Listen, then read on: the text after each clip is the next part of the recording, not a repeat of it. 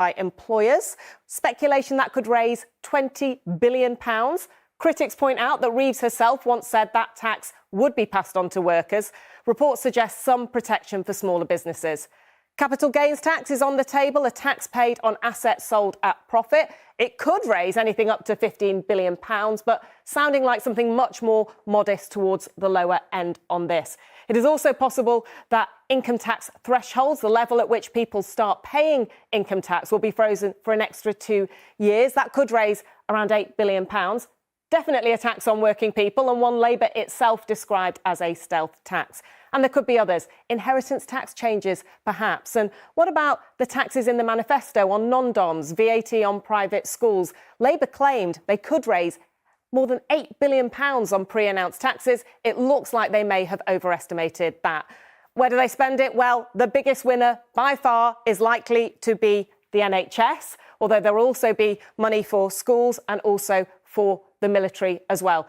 But to avoid austerity, she's going to need to go further in other departments too, unprotected departments. Jeremy Hunt set 1% spending limits for departments. A suggestion she could go to 2% would prevent further cuts, but it wouldn't see spending rises in real terms. Could she go further?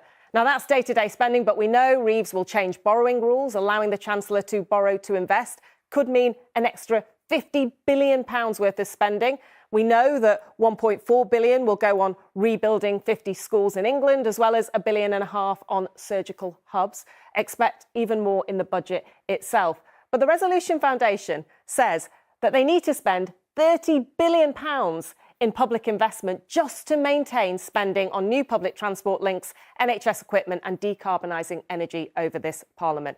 So even if this stops further austerity, we are not going back to 2010 levels. The Resolution Foundation say the cost of doing that would be implausibly huge. OK, Anushka, thank you very much indeed. Well, let's put all that to Joel. Joel, as Anushka was saying there, let's face it, it hasn't been the easiest of 15 years, has it? We had the big financial crash, we've had COVID, we've had austerity. What is the context of the big numbers going into this budget? Well, the context is that the economy is not in terrible shape, Tom, but we've been stuck in the slow lane for an awfully long time. And the state of the public finances that the Labour government has inherited is pretty dire. You were saying earlier about how much the budget have leaked, and I've seen some people saying, oh, then we're not going to get any white Surely rabbits. not. No, Yeah. exactly. I think, actually, for people watching this, there will be a herd of white rabbits leaping out of the Chancellor's hat, because she's about to do a series of things that she didn't mention at all during the election campaign, and do some things she said she wouldn't do. We're going to see really big, huge increases in taxes. This could end up being the biggest budget for taxes that we've ever seen in modern political history. We're also going to see even bigger rises to spending to try and patch up, repair and actually improve public services that people do care about, and to raise investment, public investment, with a view to lifting economic growth and with it living standards.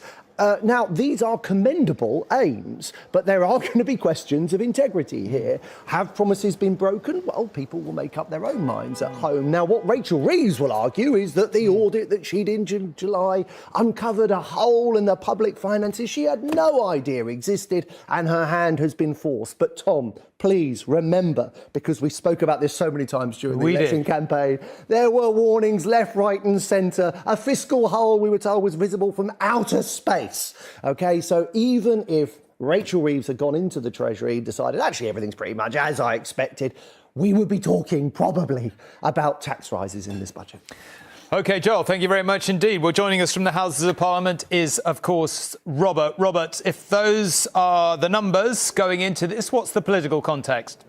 Well, Joel has alluded to an obvious political punch-up there'll be, which is whether in putting up employers' national insurance, Rachel Reeves, is breaching Labour's manifesto commitment not to put up national insurance. But for me, actually, what this points to is two much bigger tensions, which will have a big bearing on both whether these measures work and indeed on the popularity of the party. And those tensions are between the kind of rhetoric that Keir Starmer used, particularly over the summer, that because of the challenges we face, low growth, public services creaking and in some cases falling apart, that everybody is going to have to make a sacrifice forced on them by this budget to fix things. But against that, we've now got all this rhetoric from him and from the Chancellor that somehow working people, curious categorisation, are not going to pay a price. Well, working people will pay a price. Well, because some of that national insurance rise will be passed on to them. Working people, there's going to be reforms to changes to inheritance tax. Working people die, I'm afraid to say. And then there's a whole range of other tax changes which will have an impact on working people. So it would be interesting to me to see whether she actually basically uses what many would say is the much more natural, the much more sensible language, which is broadly there's going to have to be a big collective national effort to get us into those sunnier uplands. And then there is a second tension, a really important one, which is Labour has for months said it is now the party of business. But so much of what it is doing in this budget with national insurance rise, other tax rises, these are going to have a big negative impact on businesses. These new employee rights are a big cost to business. If interest rates go up, the whole economy will pay a price. So there are these massive tensions here, which it'll be very interesting to see whether in her speech the Chancellor somehow manages to reconcile them. OK, well, not long to go now until that historic budget. We'll be back with you after this short break.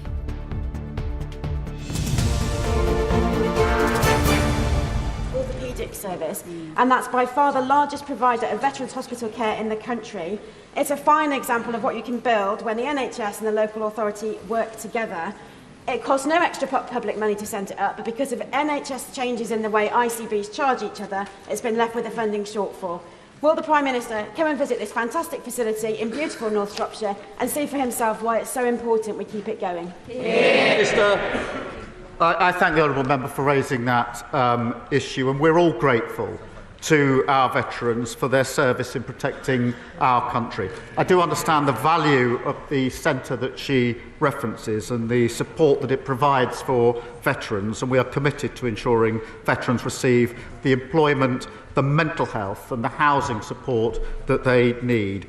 The upcoming budget will set out the changes that we'll be making. Thank you. Jim Dixon. Thank you, Mr. Speaker. After 14 years of failure by the last government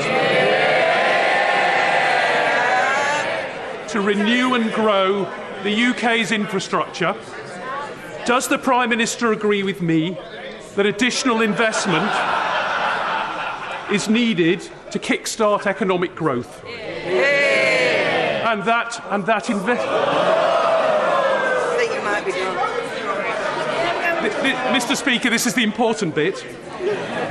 And that investing in a new Lower Thames crossing to relieve Dartford residents from gridlock caused by overcapacity at the Dartford crossing, thereby boosting the North Kent and UK economy by £40 billion, would be an excellent project to start with. Prime Minister. Mr. Speaker, I'm really pleased that under this government, Britain has already secured £63 billion worth of investment, which will be measured in tens of thousands of jobs. Our number one mission is growth.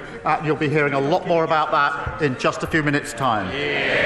David Bandel.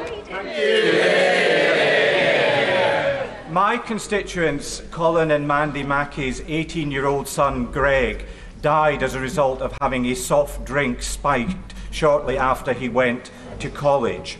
They welcome the fact that this government is going to continue with the legislation proposed by the previous government. But can the Prime Minister assure them that they and other campaigners will work with ministers and officials, not only in bringing forward that legislation, but to ensure that awareness is raised of this abhorrent practice and its potentially fatal consequences? Prime Minister. Can I thank the Right Honourable Member for raising that tragic case, and I join him in paying tribute to Greg's parents. their tireless work to raise awareness of spiking, to support victims and call for changes in the law is inspiring, given what they've been through. This government will act. We will make spiking a specific criminal offence to better protect victims and support the police in tackling these crimes. Thank you. Alex Baker. Thank you, Mr. Speaker. In Farnborough, our leisure centre was knocked down by the Conservative Council, who made empty promises to replace it with an expensive civic hub with no viable plan to pay for it. Will the Prime Minister help secure the funding that Rushmore Council needs?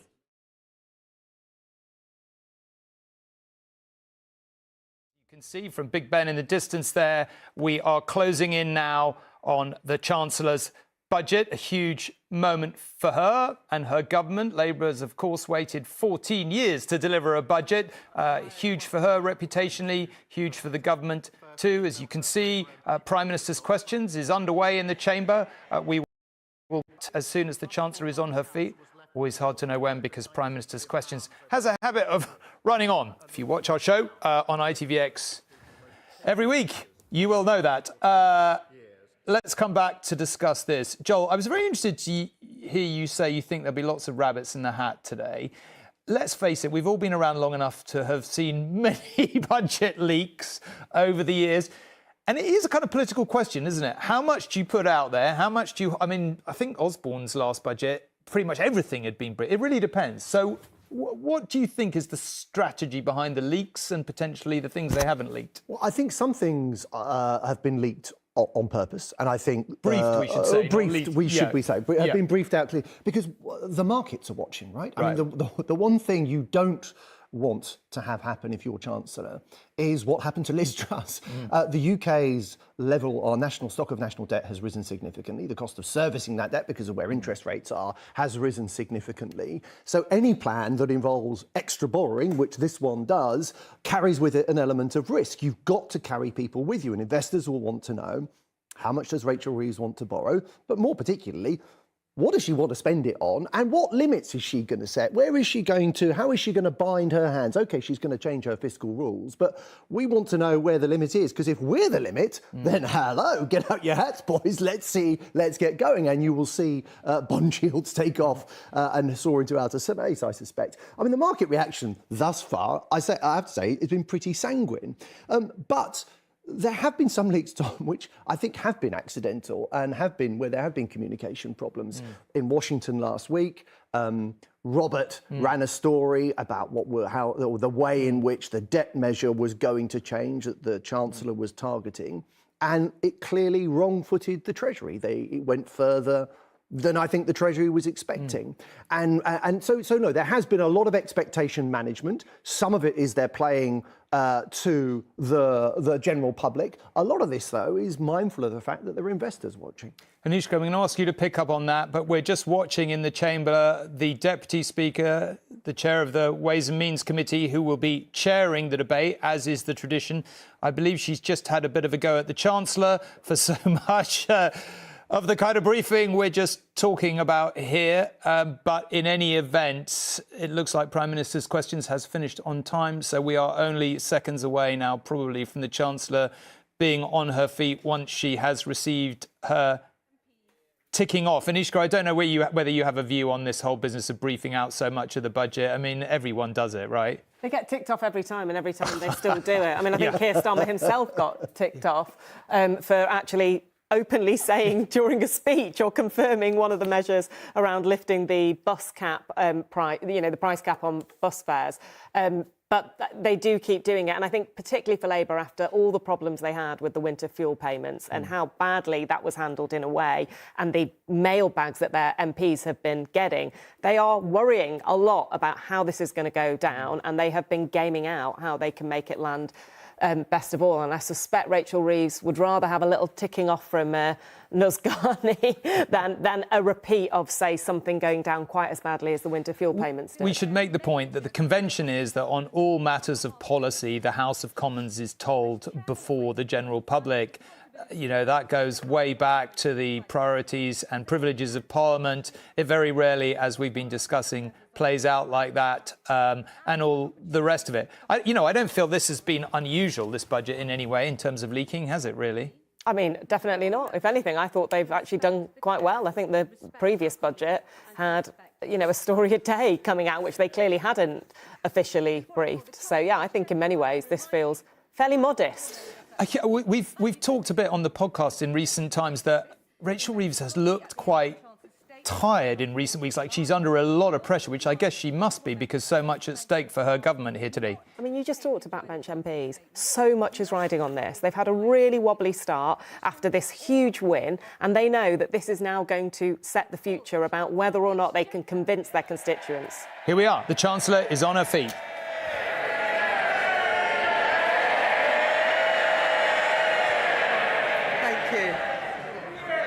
Thank you, Madam Deputy Speaker.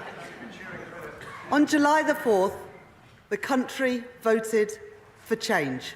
Yeah. This government was given a mandate to restore stability to our economy and to begin a decade of national renewal. Yeah. To fix the foundations and deliver change through responsible leadership in the national interest. That is our task, and I know that we can achieve it. My belief in Britain burns brighter than ever, and the prize on offer is immense. As my right honourable friend, the Prime Minister, said on Monday, change must be felt. More pounds in people's pockets, an NHS that is there when you need it. An economy that is growing, creating wealth and opportunity for all, because that is the only way to improve living standards. Yeah. And the only way to drive economic growth is to invest, invest, invest. Yeah. There are no shortcuts. And to deliver that investment, we must restore economic stability and turn the page on the last 14 years. Yeah. This is not the first time that it has fallen to the Labour Party to rebuild Britain. In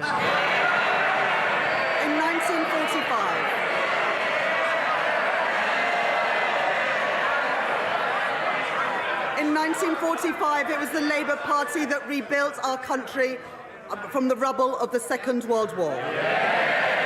In 1964, it was the Labour Party that rebuilt Britain with the white heat of technology. And in 1997, it was the Labour Party that rebuilt our schools and hospitals. Today, it falls to this Labour Party, to this Labour government, to rebuild Britain once again. And while this is the first budget in more than 14 years to be delivered by a Labour Chancellor, it is the first budget in our country's history to be delivered by a woman. I am deeply proud to be Britain's first ever female Chancellor of the Exchequer. To girls and young women everywhere, I say, let there be no ceiling on your ambition, your hopes, and your dreams. And along with the pride that I feel standing here today, there is also a responsibility to pass on a fairer society and a stronger generation to the next generation of women. Madam Deputy Speaker, the party opposite failed our country. Their austerity broke our National Health Service. Their Brexit deal harmed British businesses. And their mini-budget left families paying the price with higher mortgages. The British people have inherited their failure. A black hole in the public finances. Public services on their knees. A decade of low growth and the worst Parliament on record for living standards. Let me begin with the public finances. In July, I exposed a £22 billion black hole at the heart of the previous government's plans. A series of promises that they made but had no money to deliver. Covered up from the British people, covered up from this House. The Treasury's reserve, set aside for genuine emergencies, spent 3 times over, just 3 months into the financial year. Today, on top of the detailed document that I have provided to the House in July, the government is publishing a line-by-line breakdown of the £22 billion black hole that we inherited. It shows hundreds of unfunded pressures on the public finances this year and into the future too. The Office for Budget Responsibility have published their own review of the circumstances around the spring budget forecast. They say that the previous government, and I quote, did not provide the OBR with all the information to them.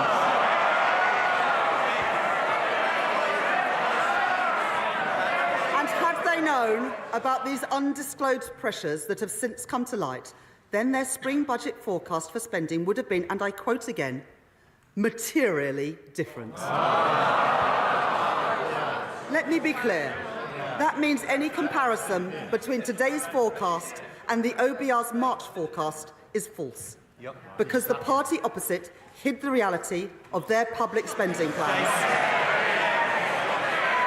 Yet, at the very same budget, they made another £10 billion worth of cuts to national insurance. It was the height of irresponsibility, and they knew it, because they had run out of road and they called an election to avoid making difficult choices. So let me make this promise to the British people. Never again will we allow a government to play fast and loose with the public finances. And never again will we allow a government to hide the true state of our public finances from our independent forecaster. That's why today I can confirm that we will implement in full the 10 recommendations from the Independent Office for Budget Responsibilities review. But the country has inherited not just finances, but broken public services too. The British people can see and they can feel that in their everyday lives. NHS waiting lists at record levels. Children in porter cabins as school roofs crumble. Trains that do not arrive. Rivers filled with polluted waste. Prisons overflowing. Crimes which are not investigated and criminals who are not punished. That is the country's inheritance. That is the country's inheritance from the party opposite. But they had no plan to improve our public services. And they had no plan to put our public finances on a stable footing. Quite the opposite. Since 2021, there have been no detailed plans for departmental spending set out beyond this year. And their plans relied on a baseline for spending this year, which we now know was wrong, because it did not take into account the £22 billion black hole. The previous government also failed to budget for costs that they knew would materialise. That includes funding for vital compensation schemes for victims of 2 terrible injustices.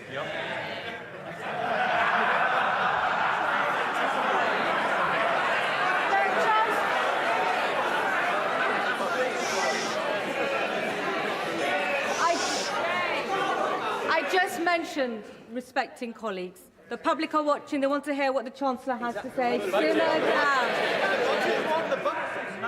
I would politely suggest that honourable members listen to this, because it includes funding for vital compensation schemes for victims of 2 terrible injustices: the infected blood scandal and the Post Office Horizon scandal. No money. The Leader of the Opposition rightly made an unequivocal apology for the injustice of the infected blood scandal on behalf of the British state. But he did not budget for the costs of compensation. Today, for the very first time, we will provide specific funding to compensate those infected and those affected in full. With £11.8 billion in this budget. And I am also today setting aside £1.8 billion to compensate victims of the Post Office Horizon scandal. Redress that is long overdue for the pain and injustice that they have suffered. Madam Deputy Speaker, the leadership campaign for the party opposite has now been going on for over 3 months. But in all that time, not one single apology for what they did to our country. Because the Conservative Party has not changed. But this is a changed Labour Party, and we will restore stability to our country once again. The scale and seriousness of the situation that we have inherited cannot be underestimated. Together, the hole in our public finances this year, which recurs every year, the compensation schemes that they did not fund, and their failure to assess the scale of the challenges facing our public services means that this budget raises taxes by £40 billion. Any Chancellor standing here today would have to face this reality. And any responsible Chancellor would take action. That is why today I am restoring stability to our public finances and rebuilding our public services.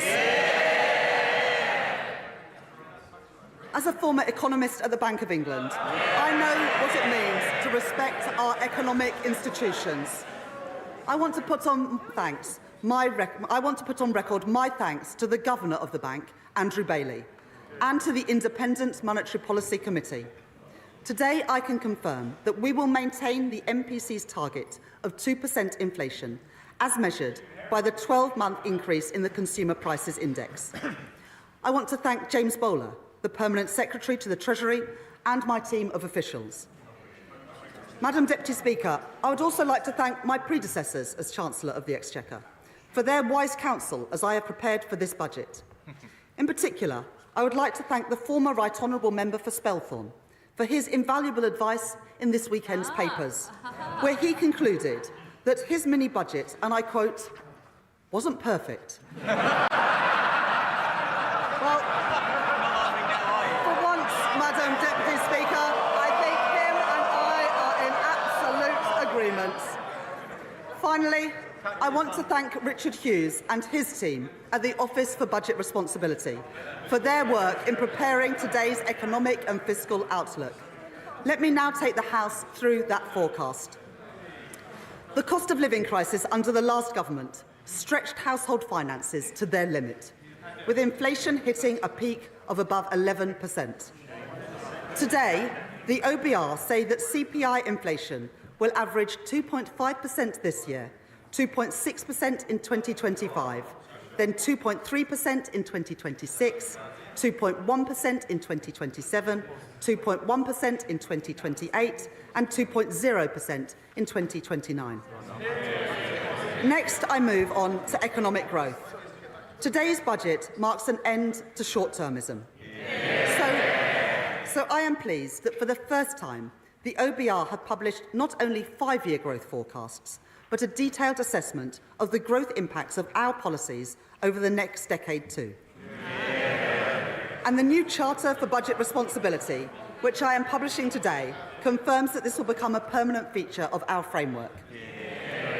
The OBR forecast that real GDP growth will be 1.1% in 2024, 2.0% in 2025, 1.8% in 2026, 1.5% in 2027, 1.5% in 2028, and 1.6% in 2029. And the OBR are clear. This budget will permanently increase the supply capacity of the economy, boosting long-term growth. Every budget, it may sound shocking to them, but this government is boosting long-term economic growth. every budget that I deliver will be focused on our mission to grow the economy. And underpinning that mission are the 7 key pillars of our growth strategy, developed and delivered alongside business, all driven forward by our excellent Financial Secretary to the Treasury. First, and most important, is to restore economic stability. That is my focus today. Second, increasing investment and building new infrastructure is vital for productivity. So we are catalysing £70 billion of investment through our National Wealth Fund. And we are transforming our planning rules to get Britain building again. Third, to ensure that all parts of the UK can realise their potential, we are working with the devolved governments and partnering with our mayors to develop local growth plans. Fourth, to improve employment prospects and skills, we are creating Skills England, delivering our plans to make work pay and tackling economic inactivity. Fifth, we are launching our long-term modern industrial strategy and expanding opportunities for our small and medium-sized businesses to grow. Sixth, to drive innovation, we are protecting record funding for research and development to harness the full potential of the UK's science base. And finally, to maximise the growth benefits of our clean energy mission, we have confirmed key investments such as carbon capture and storage to create jobs in our industrial heartlands. Our approach is already having an impact. Just 2 weeks ago, we delivered an international investment summit which saw businesses commit £63.5 billion of investment into our country, creating nearly 40,000 jobs across the United Kingdom. But we cannot undo 14 years of damage in one go. Economic growth will be our mission for the duration of this Parliament. Madam Deputy Speaker, in our manifesto, we set out the fiscal rules that would guide this government. I am confirming those today. Our stability rule and our investment rule. The stability rule means that we will bring the current budget into balance so that we do not borrow to fund day-to-day spending. We will meet this rule in 2029-30 until that becomes the 3rd year of the forecast. From then on, we will balance the current budget in the 3rd year of every budget held annually each autumn. That will provide a tougher constraint on day-to-day spending so that difficult decisions cannot be constantly delayed or deferred. The OBR say that the current budget will be in deficit by £26.2 billion in 2025-26 and £5.2 billion in 2026-27, before moving into surplus of £10.9 billion in 2027-28, £9.3 billion in 2028-29 and £9.9 billion in 2029-30, meeting our stability rule 2 years early. Monthly public sector finance data show that government borrowing in the first 6 months of this year was already running significantly higher than the OBR's March forecast. And so the OBR confirmed today that borrowing in this financial year is now £127 billion, reflecting the inheritance left by the party opposite. The increase in the net cash requirement in 2024-25 is lower than the increase in borrowing, at £22.3 billion higher than the spring forecast. Because of the action that we are taking, borrowing falls from 4.5% of GDP this year to 2.1% of GDP by the end of the forecast. Public sector net borrowing will be £105.6 billion in 2025-26, £88.5 billion in 2026-27, £72.2 billion in 2027-28, £71.9 billion in 2028-29 and £70.6 billion in 2029-2030. Madam Deputy Speaker, before I come to tax, it is vital that we are driving efficiency and reducing wasteful spending. In July, to begin delivering and dealing with our inheritance, I made £5.5 billion of savings this year.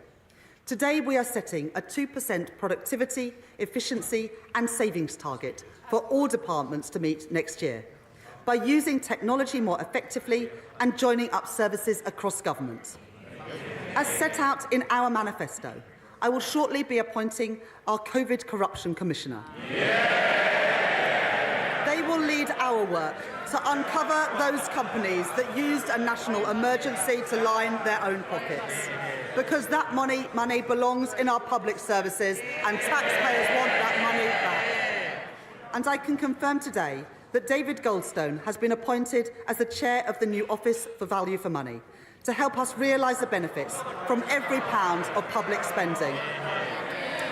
Today, I am also taking 3 steps to ensure that welfare spending is more sustainable. First, we inherited the last government's plans to reform the work capability assessment. We will deliver those savings as part of our fundamental reforms to the health and disabilities benefit system that my right honourable friend, the Work and Pensions Secretary, will bring forward. Second, I can today announce a crackdown on fraud in our welfare system, often the work of criminal gangs. We will expand DWP's counter-fraud teams, using innovative new methods to prevent illegal activity and provide new legal powers to crack down on fraudsters, including direct access to bank accounts to recover debt. This package saves £4.3 billion a year by the end of the forecast. Third, the government will shortly be publishing the Get Britain Working white paper, tackling the root causes of inactivity with an integrated approach across health, education and welfare.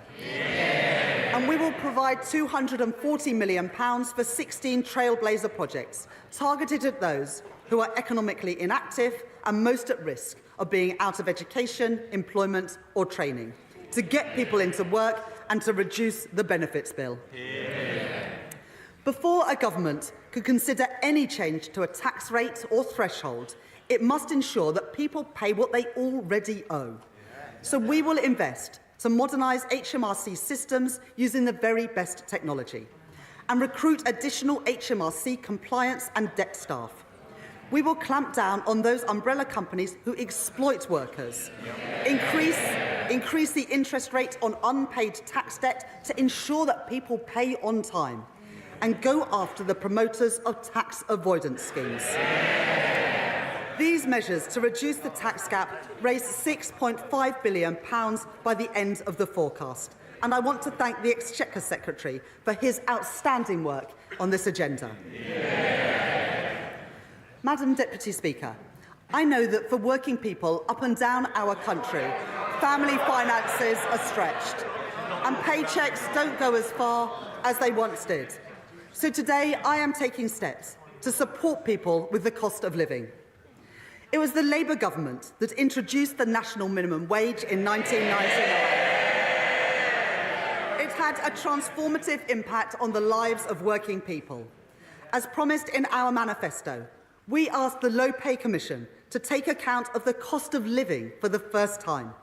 I can confirm that we will accept the Low Pay Commission recommendation to increase the national living wage by 6.7% to £12.21 an hour. Up to £1,400 a year for a full-time worker.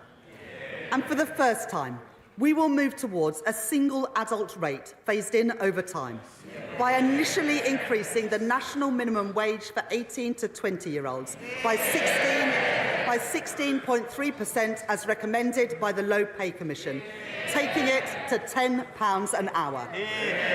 A Labour policy to protect working people being delivered by a Labour government once again. Second, I have heard representations from colleagues across this House about the carers allowance and the impact of the current policy on carers looking to increase the hours that they work, including from the honourable members for Shipley, the honourable member for Scarborough and Whitby, and the right honourable member for Kingston and Surbiton too. Carers allowance currently provides up to £81.90 per week to help those with additional caring responsibilities.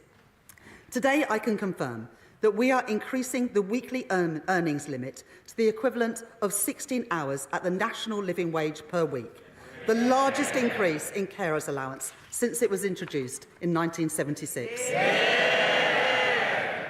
This means that a carer can now earn over £10,000 a year while receiving carers allowance, allowing them to increase their hours where they want to and keep more of their money. I am also concerned about the cliff edge in the current system and the issue of overpayments. My right honourable friend, the Work and Pensions Secretary, has announced an independent review to look at the issue of overpayments, and we will work across this House to develop the right solutions. Third, we will provide £1 billion from next year to extend the Household Support Fund and discretionary housing payments to help those facing financial hardship with the cost of essentials.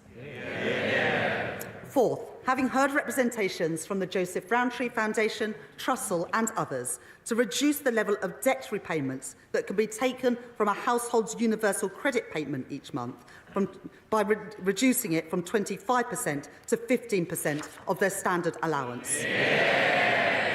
This means that 1.2 million of the poorest households will keep more of their award each month, lifting children out of poverty, and those who benefit will gain an average of £420 a year. Madam Deputy Speaker, our plan to make work pay will also protect working people. I know that the party opposite are deeply interested in our plans here. Having seen their colleagues repeatedly dismissed at short notice, I know that they are worried about their future under the Right Honourable Member for North West Essex. So they should rest easy, knowing that our plan will protect working people from unfair dismissal. It will safeguard them from bullying in the workplace. And it will improve their access to paternity and maternity leave. I hope that the new Shadow Cabinet will soon be grateful for these increased protections at work. It is right that we protect those who have worked all their lives. In our manifesto, we promised to transfer the Investment Reserve Fund in the Mine Workers' Pension Scheme to members. And I have listened closely to my honourable friends for Easington, Doncaster Central, Blaenau Gwent and Ayr, Carrick and Cumnock on this issue. Today, we are keeping our promise so that working people who powered our country receive the fair pension that they are owed. Our manifesto committed to the triple lock, meaning spending on the state pension is forecast to rise by over £31 billion by 2029-30 to ensure that our pensioners are protected in their retirement. This commitment means that while working age benefits will be uprated in line with CPI at 1.7%, the basic and new state pension will be uprated by 4.1% in 2025-26. This means that over 12 million pensioners will gain up to £470 next year, up to £275 more than if uprated by inflation. The pension credit standard minimum guarantee will also rise by 4.1%, from around £11,400 per year to around £11,850 a year for a single pensioner. While I have sought to protect working people with measures to reduce the cost of living, I've had to take some very difficult decisions on tax. I want to set out my approach to fuel duty. Baked into the numbers that I inherited from the previous government is an assumption that fuel duty will rise by RPI next year and that the temporary 5p cut will be reversed. To retain the 5p cut and to freeze fuel duty again would cost over £3 billion next year. At a time when the fiscal position is so difficult, I have to be frank with the House that this is a substantial commitment to make. I have concluded that in these difficult circumstances, while the cost of living remains high, and with a backdrop of global uncertainty, increasing fuel duty next year would be the wrong choice for working people. It would mean fuel duty rising by 7p per litre. So I have decided today to freeze fuel duty next year, and I will maintain the existing 5p cut for another year too. There will be no higher taxes at the petrol. There will be no higher taxes at the petrol pumps next year. Madam Deputy Speaker, the last government made cuts of £20 billion to employees and self-employed national insurance in their final two budgets. These tax cuts were not honest. Because we now know that they were based on a forecast which the OBR say would have been materially different.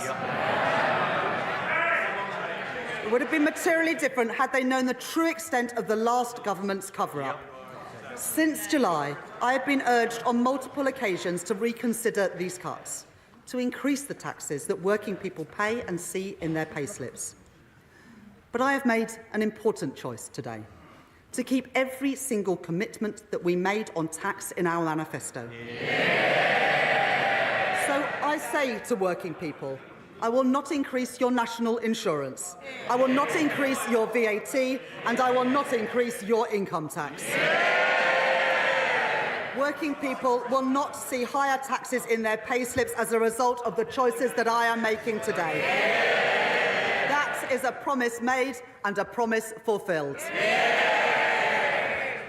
But any responsible Chancellor would need to make difficult decisions today, to raise the revenues required to fund our public services and to restore economic stability. So in today's budget, I am announcing an increase in employers' national insurance contributions. We will increase the rate of employers' national insurance by 1.2 percentage points to 15% from April 2025. And we will reduce the secondary threshold, the level at which employers start paying national insurance on each employee's salary, from £9,100 a year to £5,000. This will raise £25 billion per year by the end of the forecast period. I know that this is a difficult choice. I do not take this decision lightly. We are asking businesses to contribute more, and I know that there will be impacts of this measure felt beyond businesses too, as the OBR has set out today. But in the circumstances... Order, Chancellor! Order! Our constituents are watching. They need to be able to hear the Chancellor. Simmer down. Chancellor. But in the circumstances that I have inherited, it is the right choice to make. Successful businesses depend on successful schools. Healthy businesses depend on a healthy NHS. And a strong economy depends on strong public finances. If the party opposite chooses to oppose this choice, then they are choosing more austerity, more chaos, more instability. This is the choice that our country faces too. As I make this choice, I know it is particularly important to protect our smallest companies.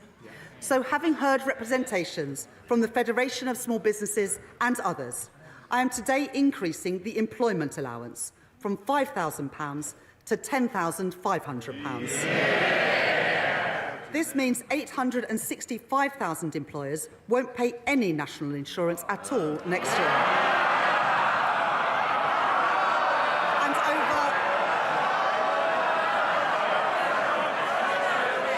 And over 1 million will pay the same or less than they did previously. This will allow a small business to employ the equivalent of 4 full-time workers on the national living wage without paying any national insurance on their wages. Madam Deputy Speaker, let me now come to capital gains tax. We need to drive growth, promote entrepreneurship and support wealth creation, while raising the revenue required to fund our public services and restore our public finances. Today, we will increase the lower rate of capital gains tax from 10 to 18% and the higher rate from 20 to 24%, while maintaining the rates of capital gains tax on residential property at 18 and 24% too. This means the UK will still have the lowest capital gains tax rate of any European G7 economy. Alongside these changes to the headline rates of capital gains tax, we are maintaining the lifetime limit for business asset disposal relief at £1 million to encourage entrepreneurs to invest in their businesses. Business asset disposal relief will remain at 10% this year before rising to 14% in April 2025 and to 18% from 2026-27, maintaining a significant gap compared to the higher rate of capital gains tax. Together, the OBR say that these measures will raise £2.5 billion by the end of the forecast. In a sign of this government's commitment to supporting growth and entrepreneurship, we have already extended the Enterprise Investment Scheme and the Venture Capital Trust schemes to 2035. And we will continue to work with leading entrepreneurs and venture capital firms to ensure that our policies support a positive environment for entrepreneurship in the UK. Next, inheritance tax. Only 6% of estates will pay inheritance tax this year. I understand the strongly held desire to pass down savings to children and grandchildren. So I am taking a balanced approach in my package today. First, the previous government froze inheritance tax thresholds until 2028. I will extend that freeze for a further 2 years until 2030. That means the first £325,000 of any estate can be inherited tax-free, rising to £500,000 if the estate includes a residence passed to direct descendants, and £1 million when a tax-free allowance is passed to a surviving spouse or civil partner. Second, we will close the loophole created by the previous government, made even bigger when the lifetime allowance was abolished, by bringing inherited pensions into inheritance tax from April 2027. Finally, we will reform agricultural property relief and business property relief. From April 2026, the first £1 million of combined business and agricultural assets will continue to attract no inheritance tax at all. But for assets over £1 million, inheritance tax will apply with a 50% relief at an effective rate of 20%. This will ensure that we continue to protect small family farms and with three quarters of claims unaffected by these changes. I can also announce that we will apply a 50% relief in all circumstances on inheritance tax for shares on the alternative investment market and other similar markets, setting the effective rate of tax at 20%. Taken together, these measures raise over £2 billion by the final year of the forecast. Next, I can confirm that the government will renew the tobacco duty escalator for the remainder of this Parliament at RPI plus 2%. Increase duty by a further 10% on hand-rolling tobacco this year, introduce a flat rate duty on all vaping liquid from October 2026, alongside an additional one-off increase in tobacco duty to maintain the incentive to give up smoking. And we will increase the soft drinks industry levy to account for inflation since it was introduced, as well as increasing the duty in line with CPI each year going forward. These measures will raise nearly £1 billion per year by the end of the forecast period. Madam Deputy Speaker, we want to support the take-up of electric vehicles, so I will maintain the incentives for electric vehicles in company car tax from 2028 and increase the differential between fully electric and other vehicles in the first-year rates of vehicle excise duty from April 2025. These measures will raise around £400 million by the end of the forecast period. Madam Deputy Speaker, let me update the House on our plans for air passenger duty. And I can see the right honourable gentleman's ears have pricked up. Air passenger duty has not kept up with inflation in recent years, so we are introducing an adjustment, meaning an increase of no more than £2 for an economy-class short-haul flight. But I am taking a different approach when it comes to private jets.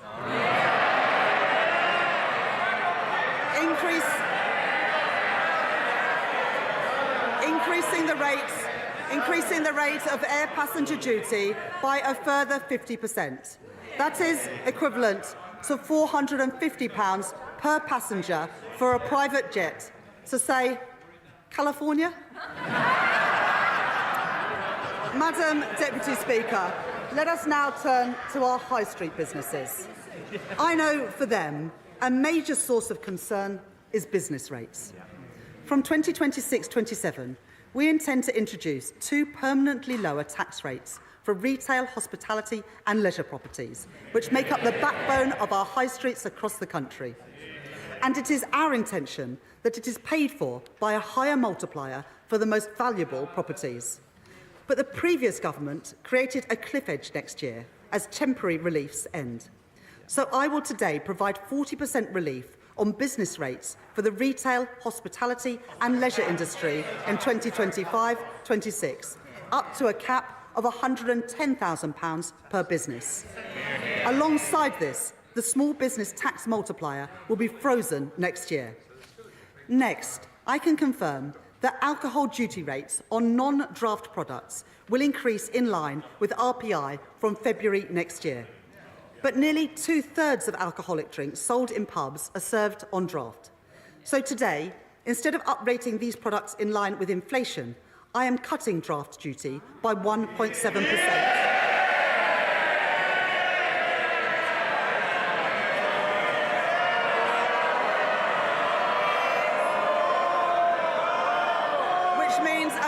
Off the pints in the pub.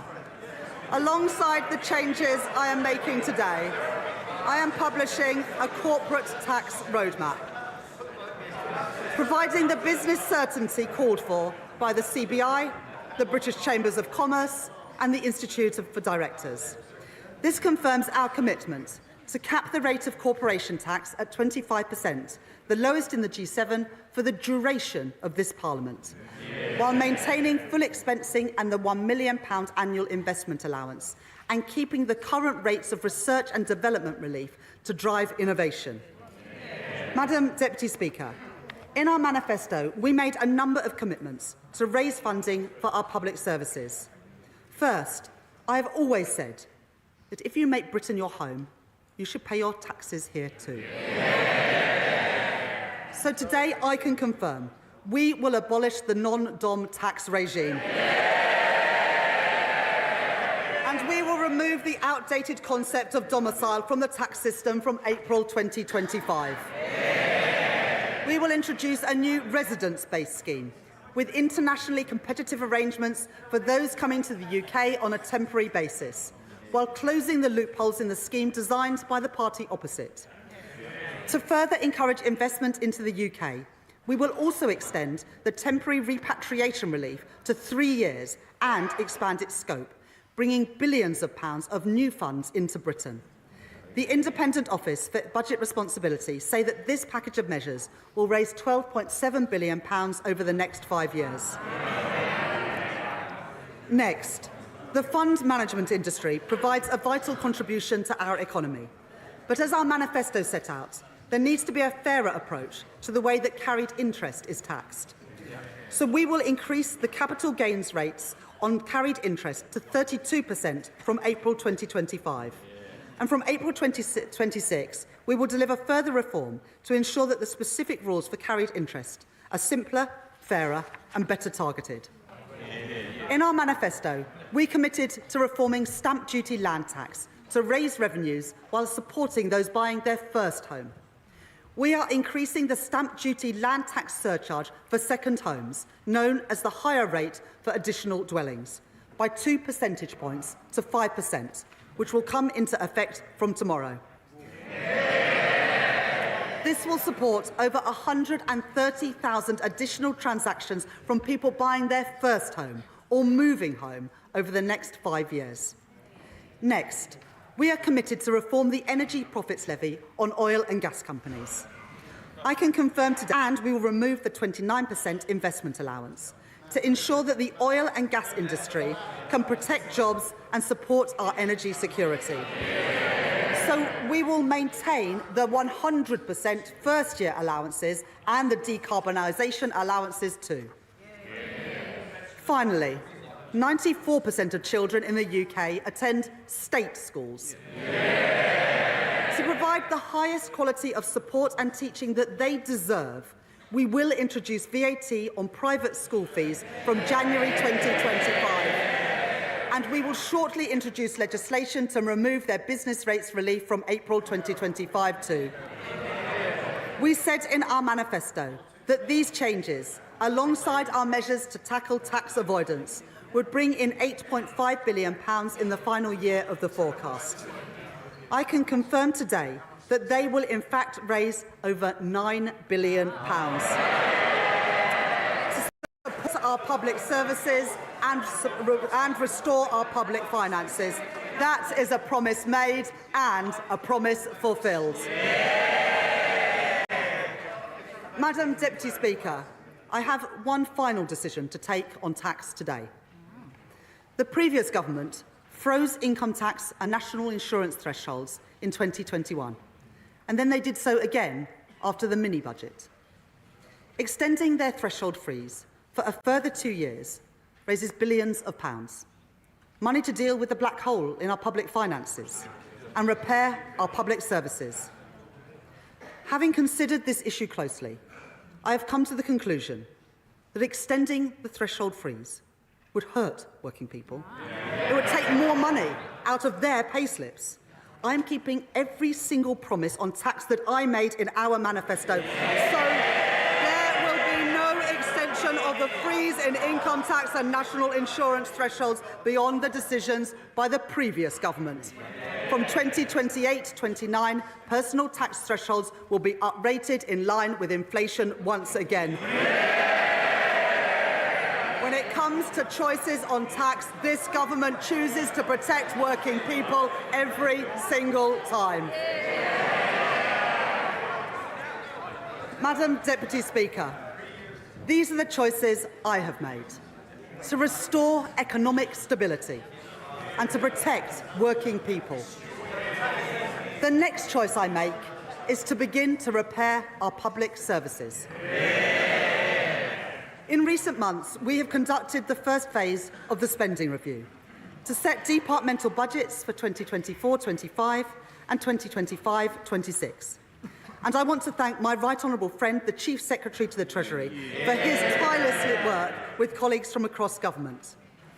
Because I have taken difficult decisions on tax today, I am able to provide an injection of immediate funding over the next 2 years to stabilise and to support our public services. The next phase of the spending review will report in late spring, and I have set the overall envelope today. Day-to-day spending from 2024-25 onwards will grow by 1.5% in real terms. And today, departmental spending, including capital spending, will grow by 1.7% in real terms. At the election, we promised there would be no return to austerity. Today, we deliver on that promise. But given the scale of the challenge that we are facing in our public services, that means there will still be difficult choices in the next phase of the spending review. Just as we cannot tax and spend our way to prosperity, nor can we simply spend our way to better public services.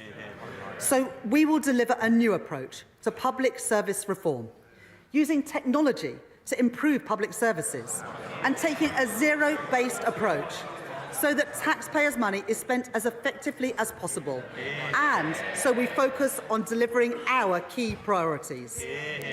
In the first phase of the spending review, I have prioritised day-to-day funding to deliver on our manifesto commitments. I want every child to have the very best start in life, and the best possible start to the school day too. And I know my right honourable friend, the Education Secretary, shares my ambition. So I am today tripling investment in breakfast clubs to fund them in thousands of schools. I am increasing the core schools budget by £2.3 billion next year to support our pledge to hire thousands more teachers into key subjects. So that our young people can develop the skills that they need for the future, I am providing an additional £300 million for further education. And finally, this government is committed to reforming special educational needs provision to improve outcomes for our most vulnerable children and to ensure that the system is financially sustainable. To support that work, I am today providing a £1 billion uplift in funding, a 6% real terms increase from this year. There is no more important job for government than to keep our country safe. and we are conducting a strategic defence review to be published next year. And as set out in our manifesto, we will set a path to spending 2.5% of GDP on defence at a future fiscal event. Today, I am announcing a total increase to the Ministry of Defence's budget of £2.9 billion next year, ensuring that the UK comfortably exceeds our NATO commitments and providing guaranteed military support to Ukraine of £3 billion per year for as long as it takes.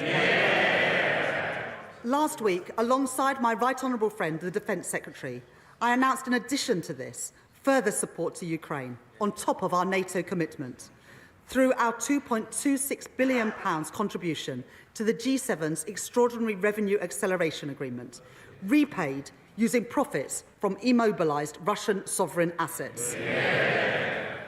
And as we approach Remembrance Sunday, it is vital that we take time to remember those who have served our country so bravely. So I am today announcing funding to commemorate the 80th anniversary of VE and VJ Day next year, to honour those who have served at home and abroad. We must also remember those who experienced the atrocities of the Nazi regime firsthand. I would like to pay tribute to Lily Ebert, the Holocaust survivor and educator who passed away aged 100 earlier this month. I am today committing a further £2 million to Holocaust education next year, so that charities like the Holocaust Educational Trust can continue their work to ensure that these vital testimonies are not lost and are preserved for the future. Madam Deputy Speaker, to repair our public services, we also need to work alongside our mayors and local leaders. We will deliver a significant real terms funding increase for local governments next year, including £1.3 billion of additional grant funding to deliver essential services, with at least £600 million in grant funding for social care and £230 million to tackle homelessness and rough sleeping. We are today confirming that Greater Manchester and the West Midlands will be the first mayoral authorities to receive integrated settlements from next year, giving mayors meaningful control of the funding for their local areas. And to support our high streets, we are taking action to deal with the sharp rise in shoplifting that we have seen in recent years. We will scrap the effective immunity for low-value shoplifting introduced by the party opposite. And having listened closely to organisations like the British Retail Consortium and the trade union USDOR, I am providing additional funding to crack down on the organised gangs which target retailers and to provide more training to our police officers and retailers to stop shoplifting in its tracks. Finally, I am today providing funding to support public services and drive growth across Scotland, Wales and Northern Ireland. Having discussed the matter with the First Minister of Wales, Eluned Morgan, and my honourable friends for Llanelli and Pontypridd, I am today providing £25 million to the Welsh Government next year for the maintenance of coal tips to ensure that we keep our communities safe. And to support growth, including in our rural areas, we will proceed with city and growth deals in Northern Ireland, in Causeway Coast and Glens, and the Mid-South West. And we will drive growth in Scotland, a key priority for Scottish Labour and our leader, Anna Sawar, including with a city and growth deal in Argyll and Bute. This budget provides devolved governments with the largest real terms funding settlements since devolution, delivering an additional £3.4 billion to the Scottish Government through the Barnett formula. Funding which must now be used effectively in Scotland to deliver the public services that the people of Scotland deserve. This budget also provides £1.7 billion to the Welsh Government and £1.5 billion to the Northern Ireland Executive in 2025-26. I said that there would be no return to austerity, and that is the choice that I have made today. Madam Deputy Speaker, to rebuild our country, we need to increase investment. The UK lags behind every other G7 country when it comes to business investment as a share of our economy. That matters. It means the UK has fallen behind in the race for new jobs, new industries and new technology. By restoring economic stability and by establishing the National Wealth Fund to catalyse private funding, we have begun to create the conditions that businesses need to invest. But there is also a significant role for public investment.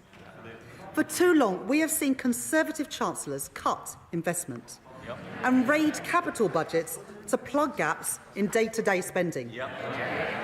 The result is clear for all to see. Hospitals without the equipment they need. School buildings not fit for our children. A desperate lack of affordable housing. Economic growth held back at every turn. Under the plans I inherited, public investment was set to fall from 2.5% to 1.7% of GDP. But in Washington last week, the International Monetary Fund were clear. More public investment is badly needed in the UK.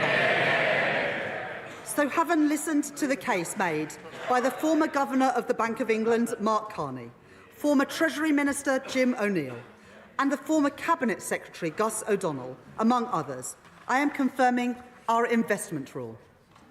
As set out in our manifesto, we will target debt falling as a share of the economy.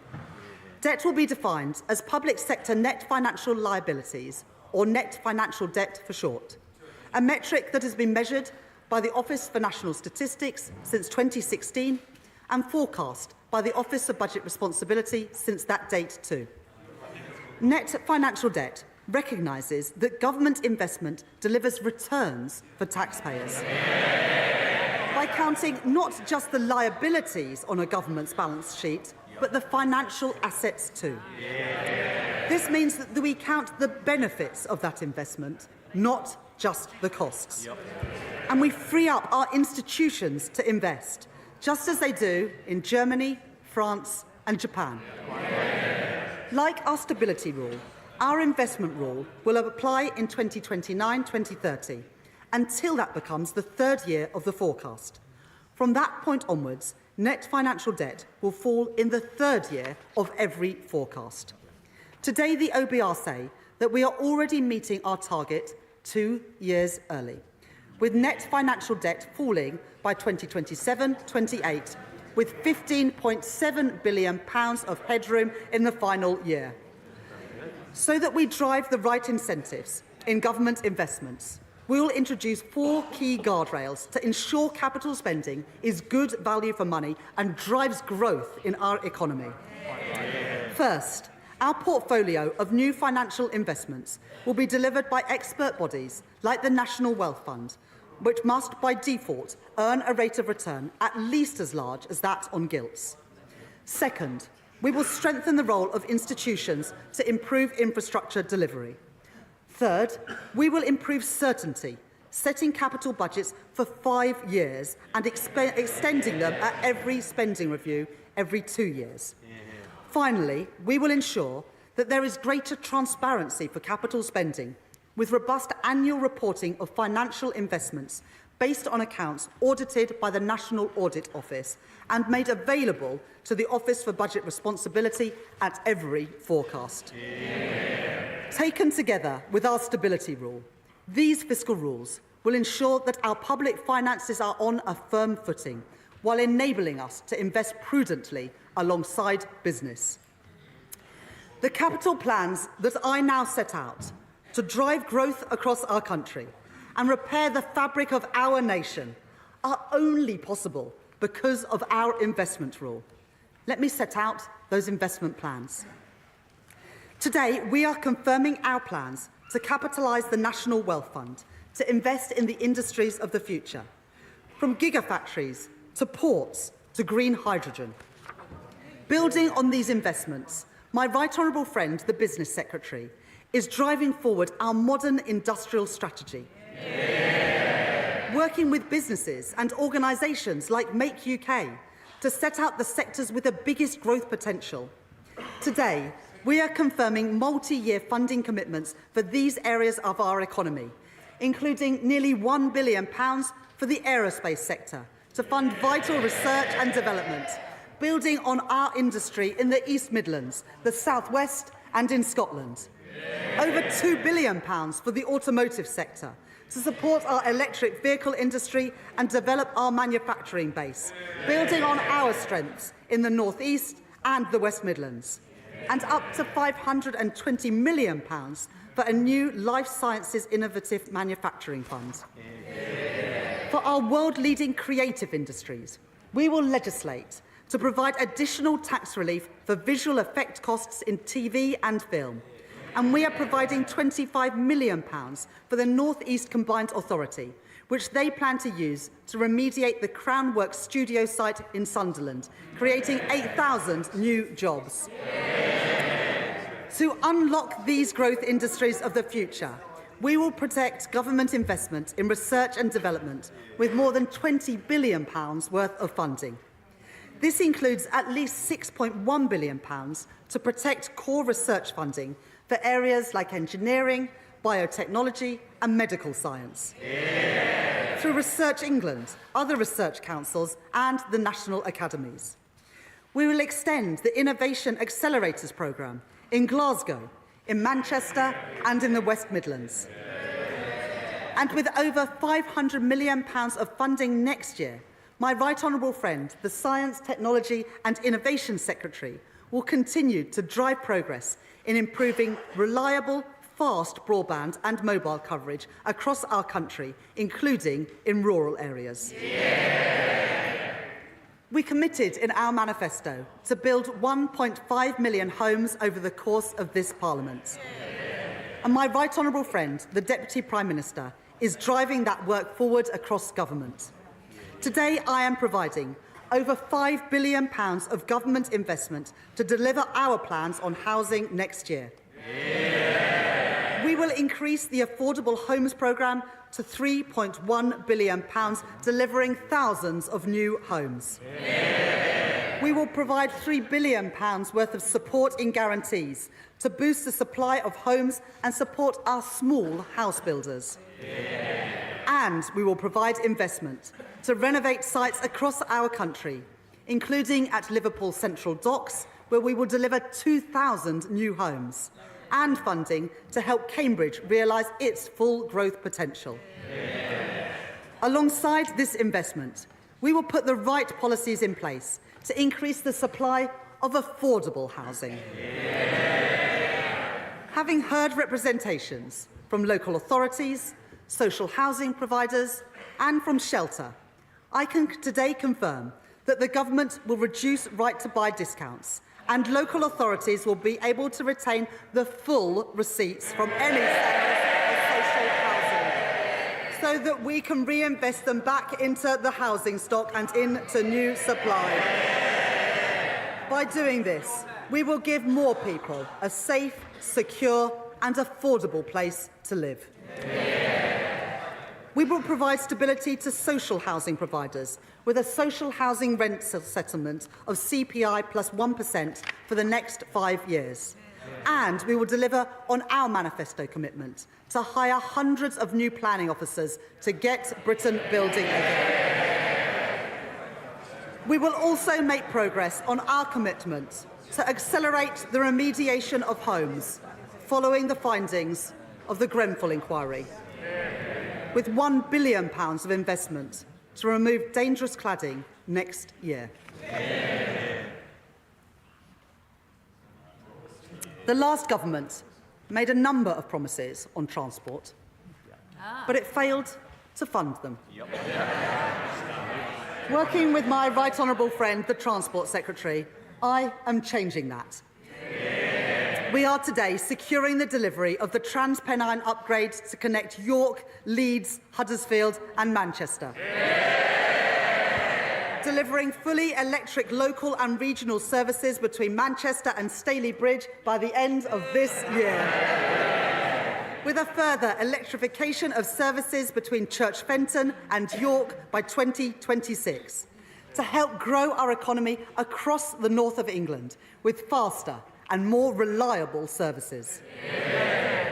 We will deliver East-West Rail to drive growth between Oxford, Milton Keynes and Cambridge, with the first services running between Oxford, Bletchley and Milton Keynes next year, and trains between Oxford and Bedford running from 2030. We are delivering railway schemes which improve journeys for people across our country, including upgrades at Bradford Forster Square Station, improving capacity at Manchester Victoria and electrifying the Wigan to Bolton line. My right honourable friend, the Transport Secretary, has also set out a plan for how to get a grip of HS2.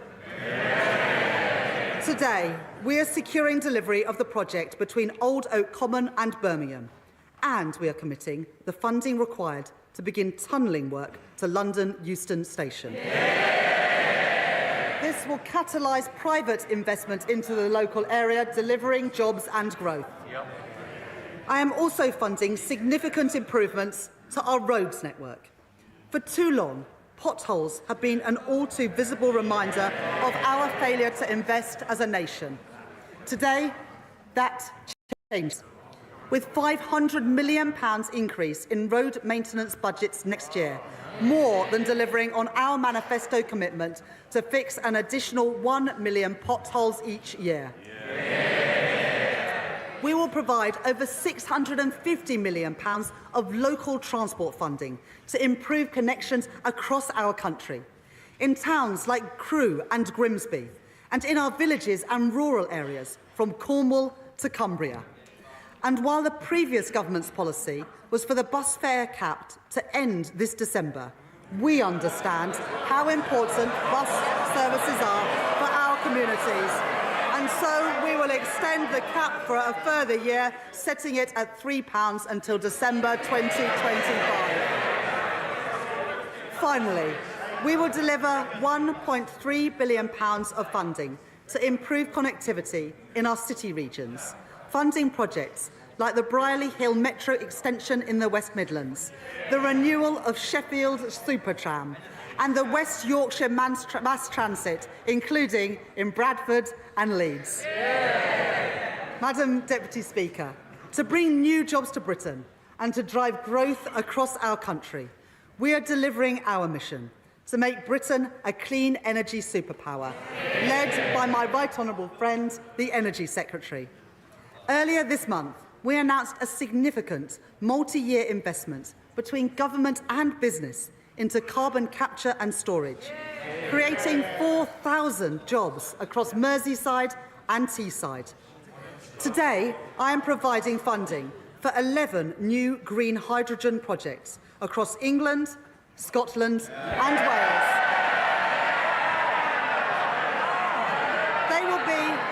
They will be amongst the first commercial-scale projects anywhere in the world, including in Bridgend, East Renfrewshire and Barrow-in-Furness. We are kick-starting the Warm Homes Plan by confirming an initial £3.4 billion over the next 3 years to transform 350,000 homes, including 250,000 low-income and social homes. And we will establish GB Energy, providing funding next year to set up GB Energy at its new home in Aberdeen. Overall, we will invest an additional £100 billion over the next 5 years in capital spending, only possible because of our investment rule.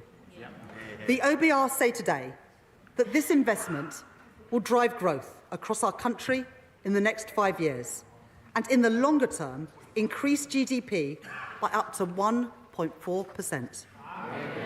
It will crowd in private investment, meaning more jobs and more opportunities in every corner of the UK.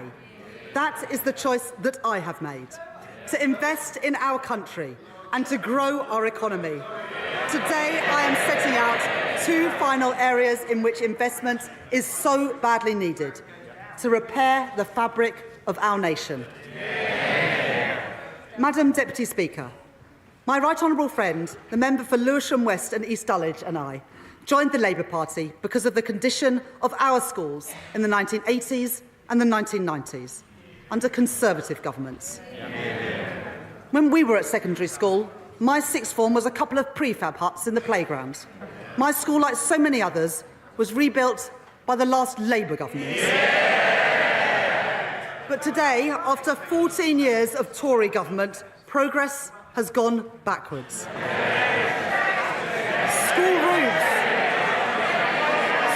roofs are crumbling and millions of children are facing the same backdrop as I did. I will be the Chancellor that changes that. So today, I am providing £6.7 billion of capital investment to the Department for Education next year, a 19% real terms increase on this year. That includes £1.4 billion to rebuild over 500 schools in the greatest need, including St Helens Primary School in Hartlepool and Mercia Academy in Derby, and so many more across our country. And we will provide £2.1 billion more to improve school maintenance, £300 million more than this year, ensuring that all our children can learn somewhere safe, including dealing with RAC-affected schools in the constituencies of my right honourable friends for Watford, Stourbridge, Hyndburn and beyond. Alongside investment in new teachers and funding through thousands of new breakfast clubs, this government is giving our children and young people the opportunities that they deserve.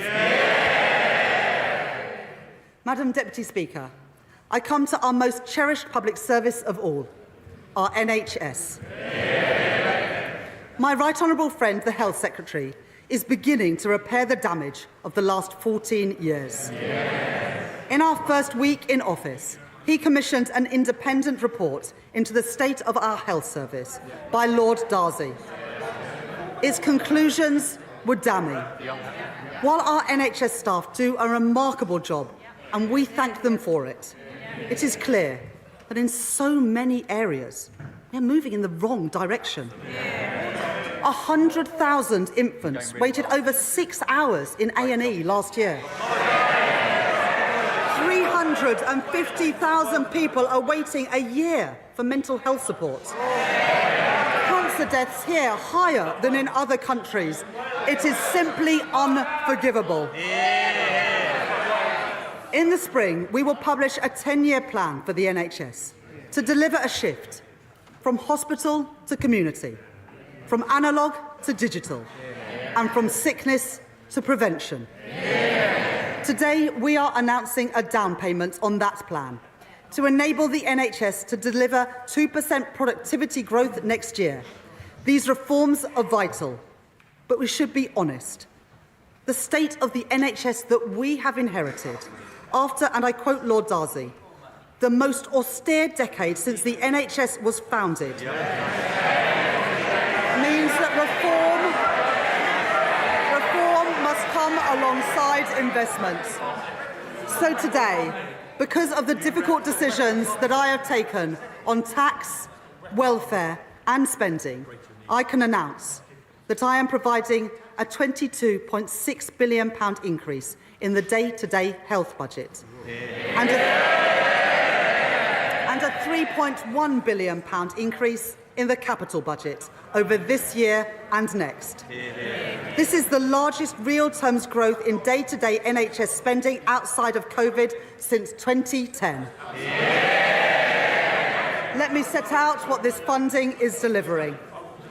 Many NHS buildings have been left in a state of disrepair. So we will provide £1 billion of health capital investment next year to address the backlog of repairs and upgrades across our NHS. To increase capacity for tens of thousands more procedures next year, we will provide a further £1.5 billion for new beds in hospitals across our country, new capacity for over 1 million additional diagnostic tests, and new surgical hubs and diagnostic centres, so that people waiting for their treatment can get it as quickly as possible. My Right Honourable friend, the Health Secretary, will be setting out further details of his review into the new hospital programme in the coming weeks and publishing in the new year. But I can tell the House today that work will continue at pace to deliver those 7 hospitals affected by the RAC crisis, including West Suffolk Hospital in Bury St Edmunds and Leighton Hospital in Crewe. And finally, because of this record injection of funding, because of the thousands of additional beds that we have secured, and because of the reforms that we are delivering in our NHS, we can now begin to bring waiting lists down more quickly and move towards our target for waiting times to be no longer than 18 weeks. By delivering on our manifesto commitment for 40,000 extra hospital appointments a week, that is the difference that this Labour government is making.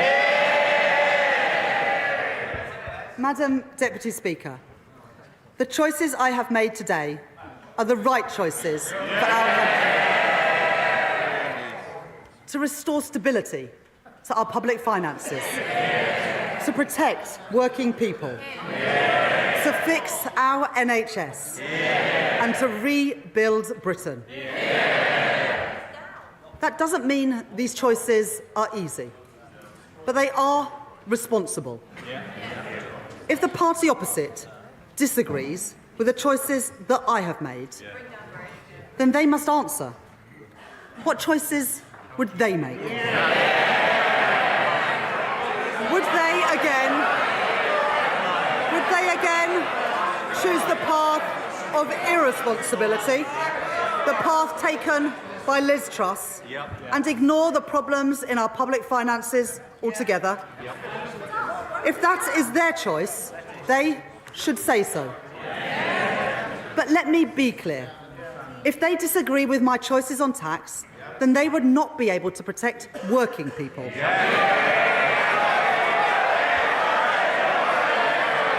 they disagree with our plans to fund public services, then they would have to cut schools and hospitals. And if they disagree with our investment rule, then they would have to delay or cancel thousands of projects which drive growth across our country. This is a moment of fundamental choice for Britain. I have made my choices, the responsible choices, to restore stability to our country, to protect working people, more teachers in our schools, more appointments in our NHS, more homes being built, fixing the foundations of our economy, investing in our future, delivering change, rebuilding Britain. We on these benches commend those choices, and I commend this statement to the House.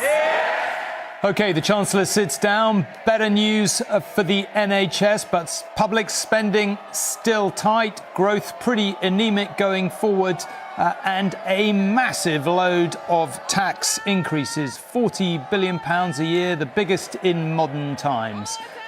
Some pretty punchy allegations of dishonesty too against the Tories, suggesting that they kept various key details from the government's independent watchdog, the OBR, which of course George Osborne set up. We'll have to see what the OBR has to say about that, and indeed the Tories. Now we're just waiting for Rishi Sunak. It's tradition that as leader of the opposition, he answers the Chancellor. So he is, one might argue, in a better position than most to do so. So we'll just wait and see, perhaps listen to the first couple of minutes of what he has to say. It's worth noting he gets no advance notice of the budget, so he has to think on his feet here, working out how to come back at the allegations, particularly of dishonesty. They feel important for the Tories, but also a lot of the key decisions as well. Some of them surprising. Fuel duty frozen again. A lot of people who need their cars to get around for business and life will be very pleased about that.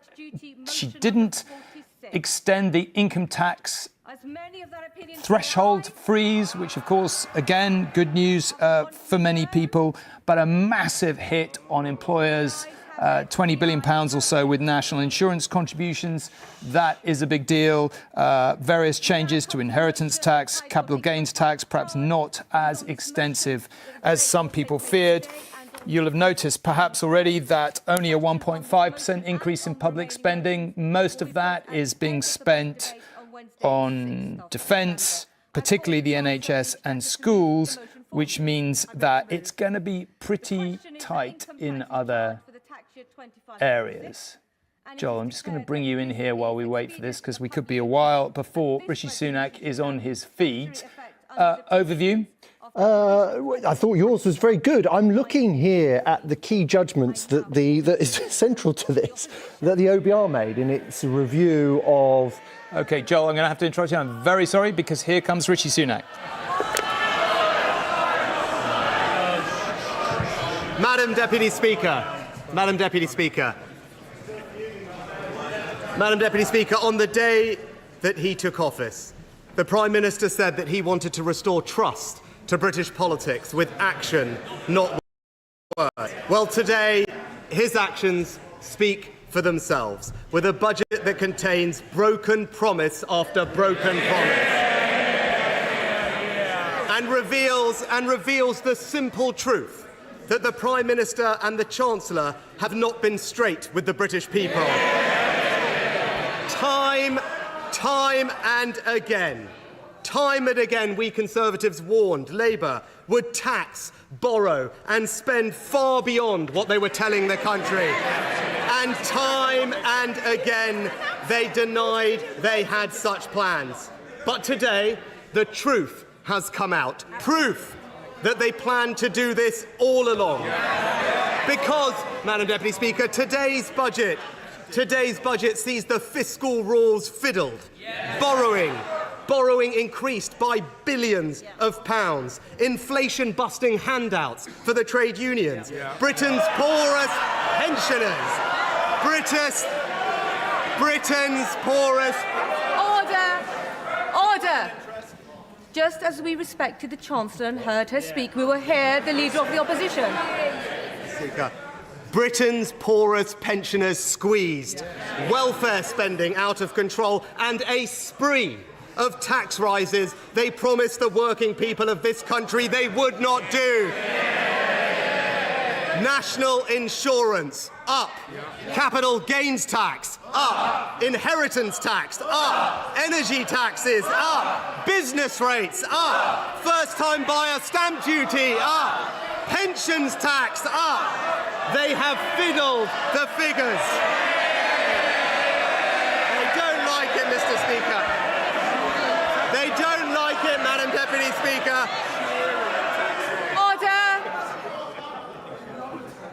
The public will also want to hear what the Leader of the Opposition has to say. And shouting whilst I can see you will mean that you will not be called to speak later on. Simmer. They don't like it, but this is the truth. They have fiddled the figures. They have raised tax to record levels. They have broken their promises, and it is the working people of this country that are going to pay the price.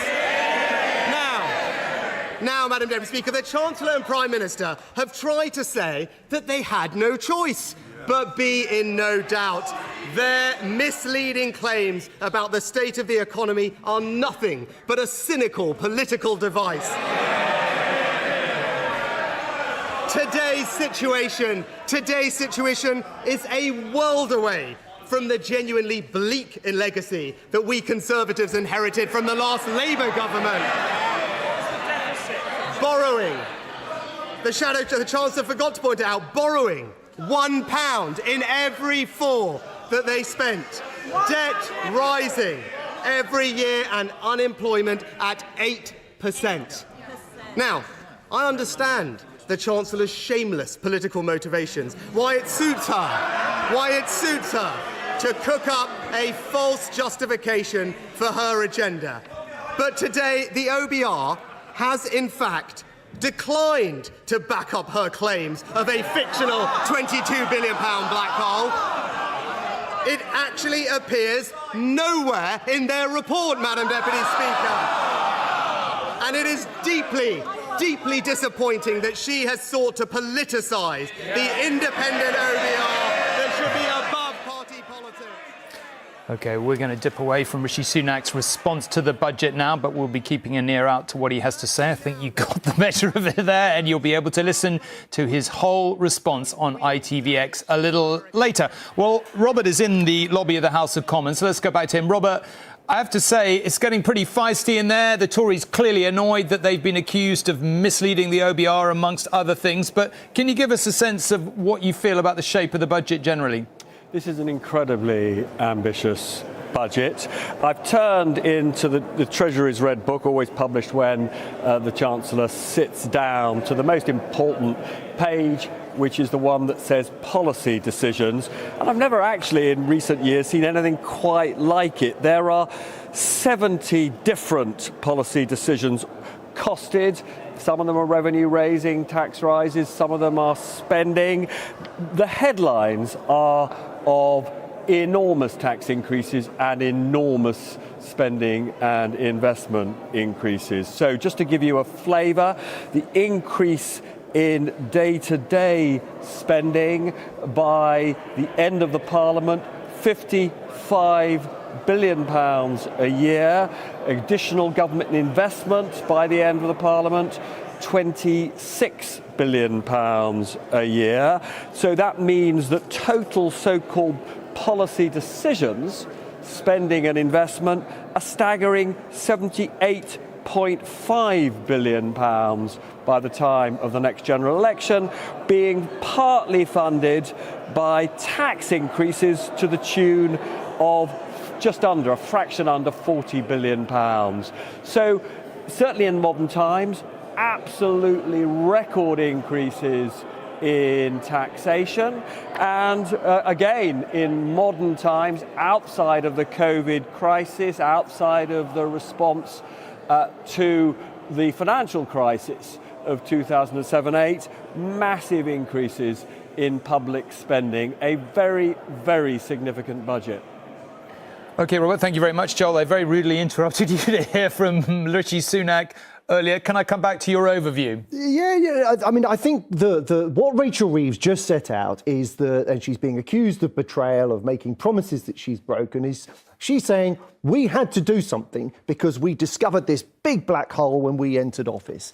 And she says that the OBR review concludes that there was a deliberate cover-up by Jeremy Hunt and his Treasury team, and that had information been shared about the extent of all these overspends, the March 2024 budget tax cut would never have been made, and Labour, it's changed everything. The facts have changed, and we've got to change our approach. The OBR's take on this is slightly more nuanced. It does say, Tom, the Treasury did not share information back in March about the large pressures on day-to-day public spending, and that there was an unusual extent of commitments against the reserve, which is the big pot of money that to be dipped to in case of emergency. They blew through it in 3 months. Ordinarily, you'd expect it to last the year. The point the OBR makes is that no plans were shared about how this overspend could be managed down, but they fall short, Tom, of saying this was a deliberate cover-up, that Jeremy Hunt's team was being deceptive. There's no criticism here of politicians. This seems to be aimed at civil servants. There are 10 recommendations which are made and which they say, which the government has Rachel Reeves has already said she will take on.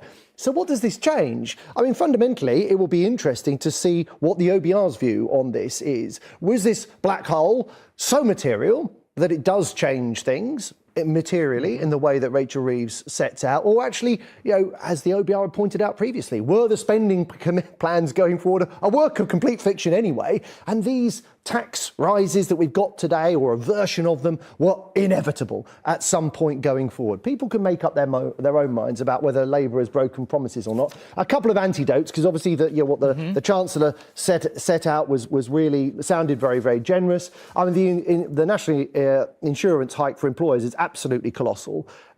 It will be very interesting to see what the OBR thinks how this will affect the number of people that firms recruit and what happens to pay more broadly. You'd expect that wage growth would grow more slowly, given that it's saddling businesses with all these extra costs. We don't yet know how public sector workers will be treated and if they'll be treated differently. And if the objective, Tom, of all this investment spending that's been set out was to turbocharge economic growth... It's not happening on these figures. It really hasn't happened, has it? It's fine. In the short term, there is a boost, but beyond 2027, actually, the forecasts are really pretty depressing, actually. Growth is set to fall from 1.8% annually to 1.5%, then stay at 1.5% the next year. Again, we need to unpack this to see how much of this is government policy. OK, so Rachel Reeves began by telling us that she is going to be raising taxes by a very considerable amount of money. Let's see what Anushka made of all the various measures, because, my word, there were a lot of them. Yeah, let me try and crunch it down. As you said, Rachel Reeves began by telling us that she is raising £40 billion in this budget in tax, which does make it, in cash terms, the biggest tax-raising budget in modern times, topping the one I showed you before, £38.5 billion, raised by Norman Lamont in 1993. Reeves is raising a huge £25 billion by raising national insurance contributions by employers, first by raising the rate by 1.2% to 15%, but also lowering the threshold at which it starts being paid from £9,100 to £5,000. She admitted that could not only affect employers but others as well. Now, to protect small businesses, she also announced employment allowance will rise from £5,000 to £10,500. Next, capital gains tax changes. Pretty modest, really, raising £2.5 billion. The lower rate will rise from 10% to 18%, while the higher rate will rise from 20% to 24%. Rachel Reeves confirmed that she will indeed levy VAT on private school fees from January 2025 and remove business rates relief from those schools from April 2025. Elsewhere, she found money for changes, including to end a now long-running freeze on income tax personal allowance thresholds in 2028. They will then uprate in line with inflation. I mean, in many ways, this felt like a rabbit in the hat because they've been frozen for some time, and incorrect leaks had suggested that would continue. I wonder where that helpful expectation management came from.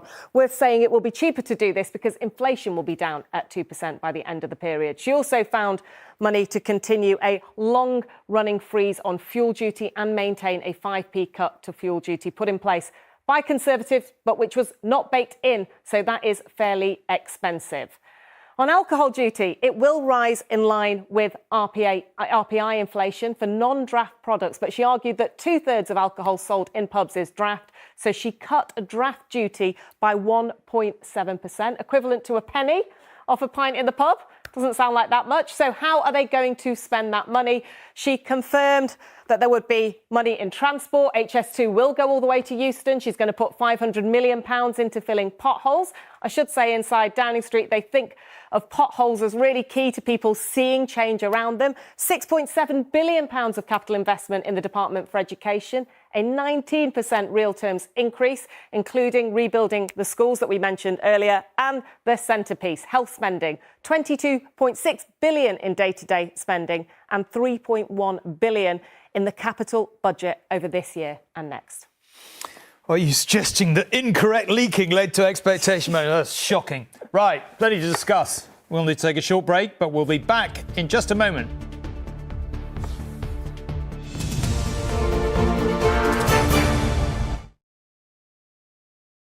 Proportionately hitting smaller businesses. And as business group after business group has pointed out, the tax rises on jobs and enterprise in today's budget will hobble growth. A poll tax on business is what they've called it.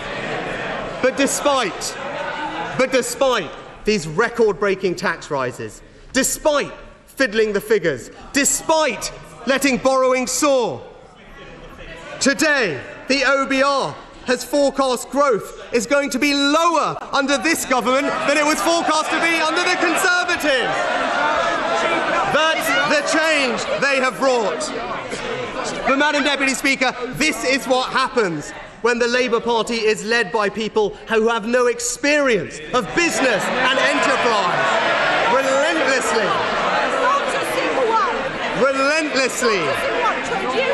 Relentlessly talking down our economy. delivering a tidal wave of anti-business regulations, destroying our flexible labour market and raising taxes to the highest level in our country's history. It's the classic Labour agenda: higher taxes, higher borrowing, no plan for growth, and working people paying the price. Now, Madam Deputy Speaker, during the election campaign, the Prime Minister specifically said there would be no tax surprises under Labour. The Chancellor went even further, saying she wanted to bring taxes down.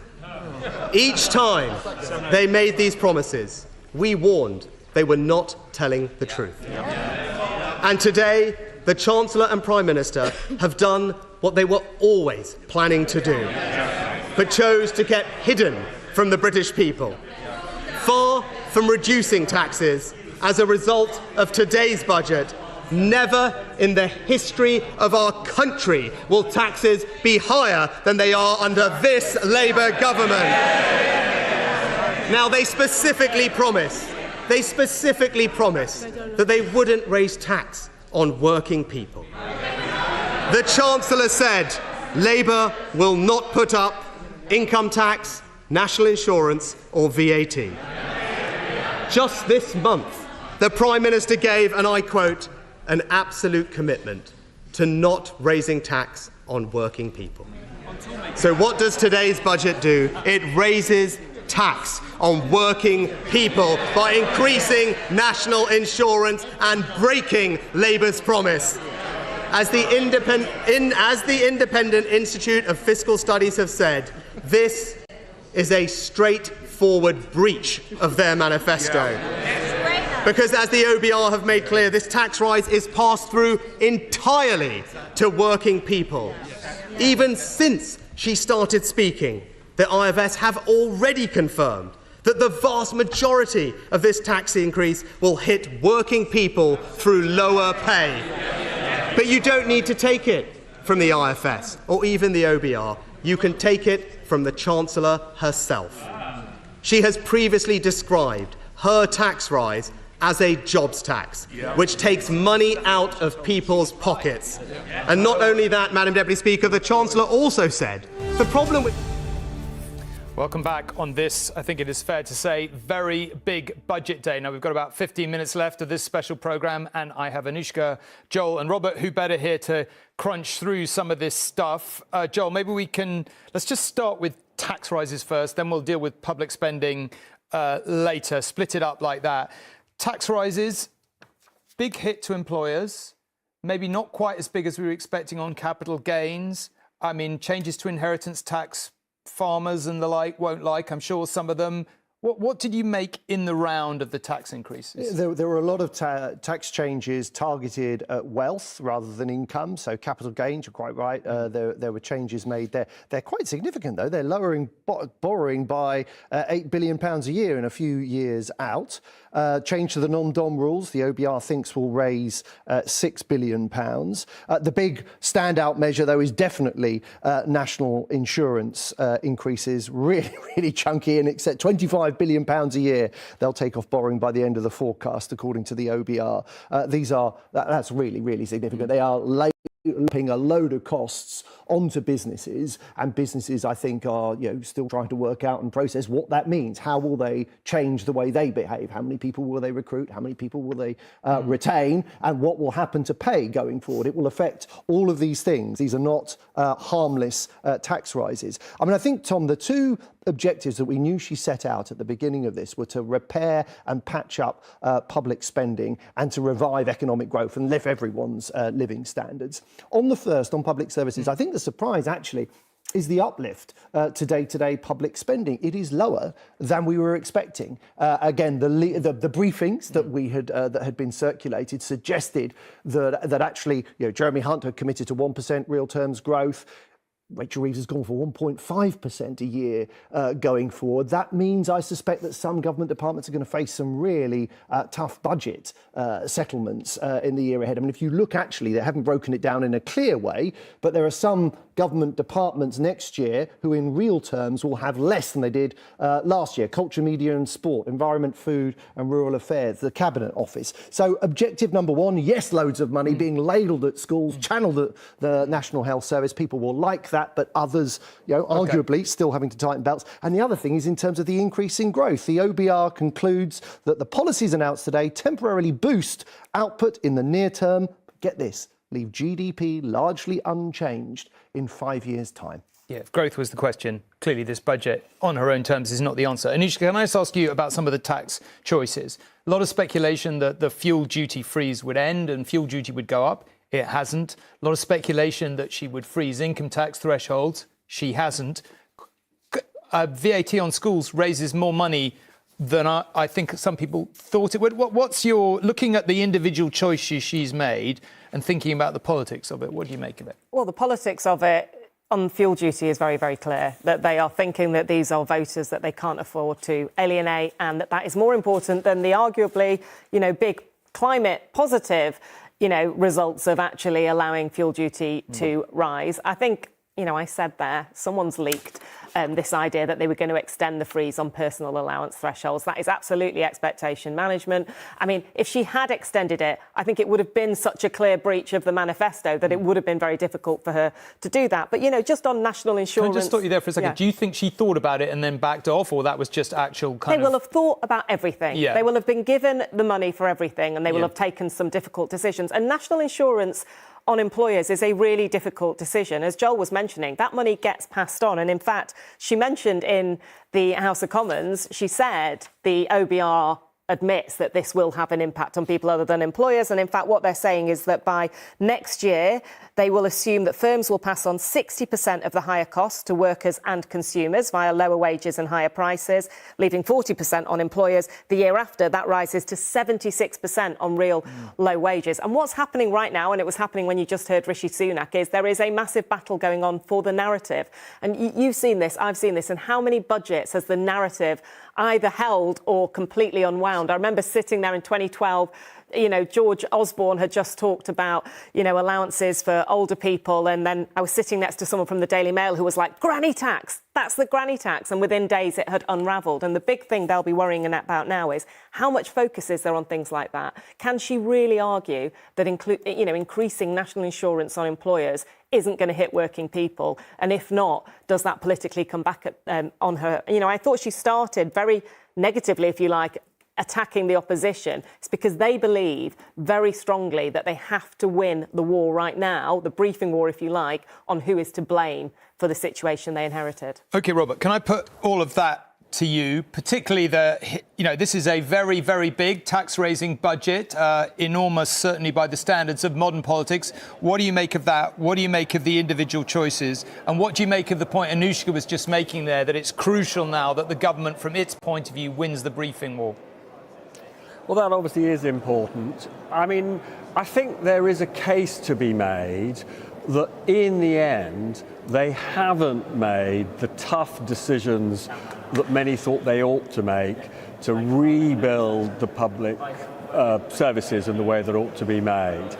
And indeed, turning down the $1 to $2 billion from putting up the price of food, turning down the multiple billions that would have come from freezing tax allowances is the primary driver for why the real inflation-adjusted increase in public spending across the board is 1.5% rather than the 2% that they were initially planning for. And the reason that matters is that with big increases for health, for example, with a significant increase for defence, there will be other important public services that are going to really struggle to rebuild the quality of the service they provide to all of this. Life is going to remain very tough in the public sector. And despite all of that, however, because nonetheless this is a significant increase in investment spending and public sector spending, the size of the public sector as a whole is growing significantly, but much of that is accounted by what is happening in the health service. So, one might argue that in the end, they will find themselves coming back for more in a year or two if they somehow can't achieve the productivity savings across the piece. And coming back for more in the form of taxes would politically be very damaging for them, which, as I say, you could argue if they're not going to put up taxes as much as they might have done now, when will they as we get closer to the election? But you can also see the really tight spot that they are in. The OBR has pointed out that this is one of the most significant fiscal loosenings, that means increase in borrowing, of any budget in modern times. That's because they pushed spending as far and borrowing as far as they can go. And what that means is that when the Bank of England meets, they will look at this fiscal loosening and they will see that the OBR itself says this will contribute to a 0.5 percentage point increase in the rate of inflation. And the Bank of England, as I said at the start of this programme, may well on the back of this budget delay interest rate cuts. So for many people, and indeed many businesses, this will look painful.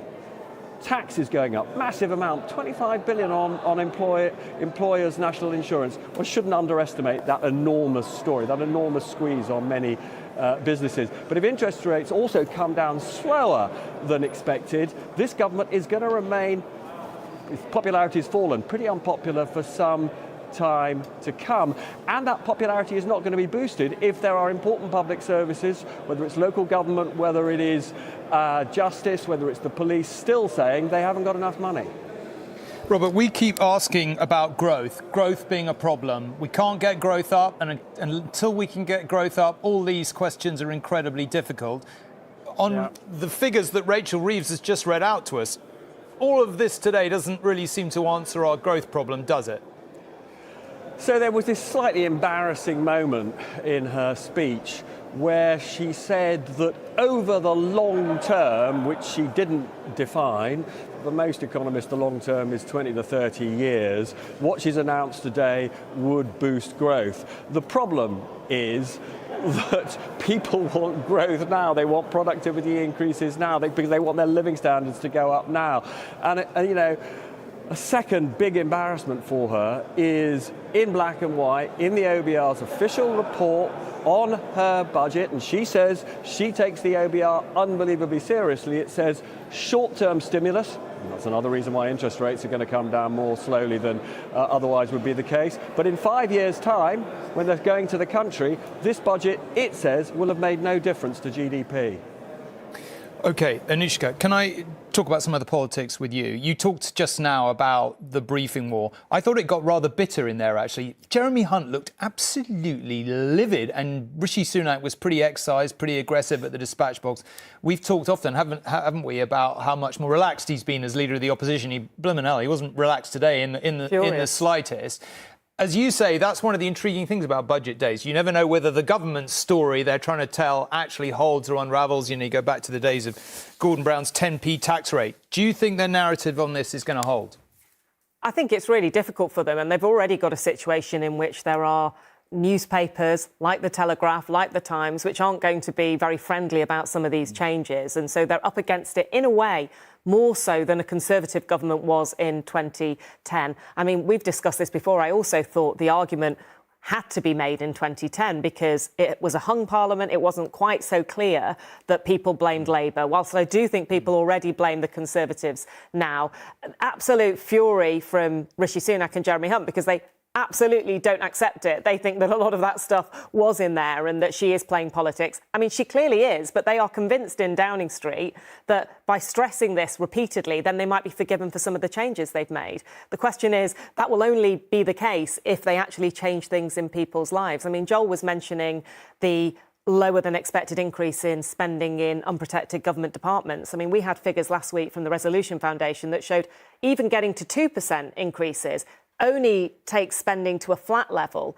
And they say they're not going to do austerity. Well, 1.5% sounds like it is going to see a return to austerity, certainly in a number of departments. Do you think, as Robert says, that it's inevitable that they'll have to come back for more?